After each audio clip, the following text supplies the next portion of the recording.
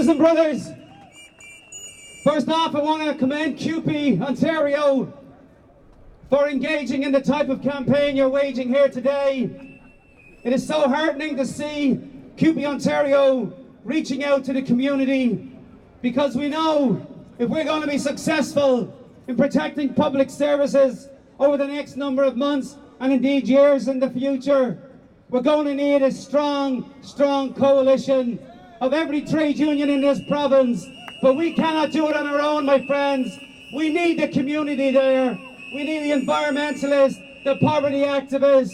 We need everybody who's willing to come together in a coalition that believes in having a more just society, an egalitarian society, where we all can look after each other and we continue to provide those services that each and every one of you provides, whether you be in a hospital, a municipality, social services, a school, or in universities. You know firsthand that we deliver those frontline services, but we also know we deliver them to people, to very, very vulnerable people in many instances. And it's going to take the will of the entire labour movement, those million workers, to come together, my friends, because we can see what happens when we don't come together. When you take a look at the recent elections in the city of Toronto, how could it be a city that prides itself on its history of social justice? How could it be that a city like Toronto elects a Neanderthal like Rob Ford to lead this city?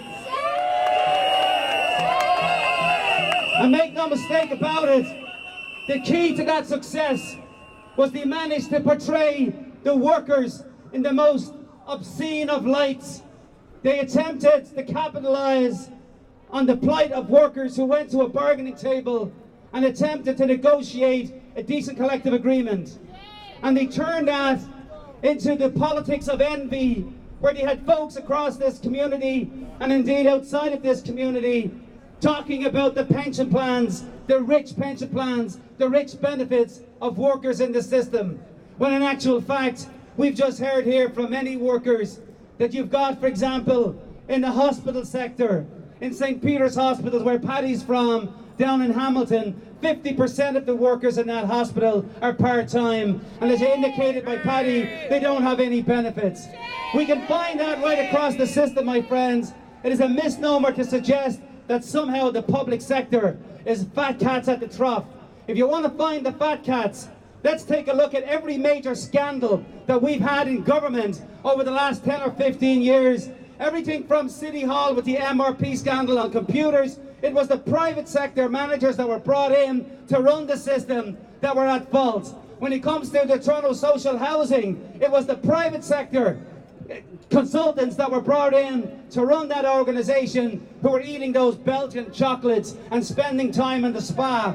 I can assure you there wasn't too many plumbers who were eating Belgian chocolates. They were the frontline workers who were being taken advantage of.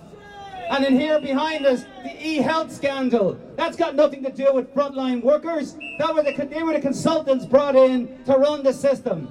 So my friends, let's take a look when they tried to pillory the labour movement and workers. Let us see and take a look at what McGuinty has done in the last number of years, just in case anybody out there might be thinking that the Liberals are our friends. Remember, it was the Liberals that took the right to strike off the transit workers in this community.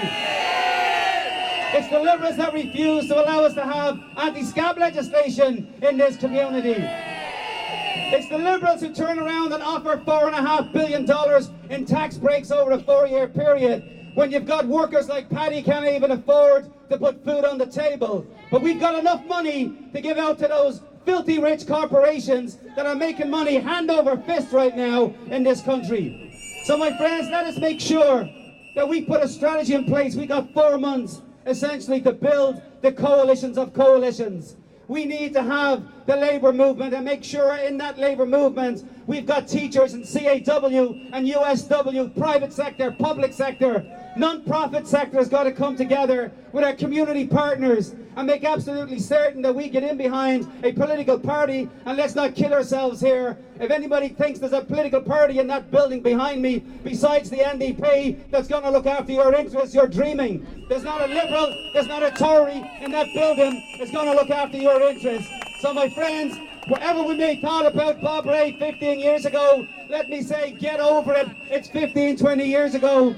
The fight is on here today to make sure that we protect our services, and the only way to do it is to get in behind political parties that are willing to stand up in that legislature and legislate decent healthcare, education, social programs, minimum wage, right to strike in this province, my friend. That's what we need. We need a government to give us those kinds of policies. Thank you very much, my friends.